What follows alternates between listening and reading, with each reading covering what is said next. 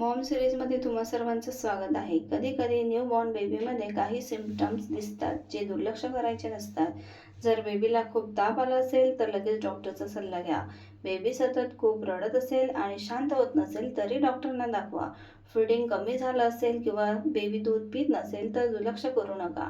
बेबीला श्वास घ्यायला त्रास होत असेल किंवा छाती जोरात चालत असेल तर लगेच डॉक्टरकडे जा. वॉमिटिंग वारंवार होत असेल किंवा लूज मोशन्स होत असतील तर बेबी डिहायड्रेशन होऊ शकतं. बेबी खूप वीक किंवा जास्त स्लीपी वाटत असेल तरी डॉक्टरांचा सल्ला घ्या. बेबीच्या स्किनवर अनयुज्युअल रॅश दिसत असेल किंवा स्किन कलर बदलत असेल तर चेकअप करा. बेबी सतत कफ किंवा कोल्डमुळे त्रासात असेल किंवा नीट झोपत नसेल तरी डॉक्टरांना दाखवा. बेबीचं वजन वाढत नसेल किंवा बेबी खूप कमी ॲक्टिव्ह वाटत असेल तर रेग्युलर चेकअप करा.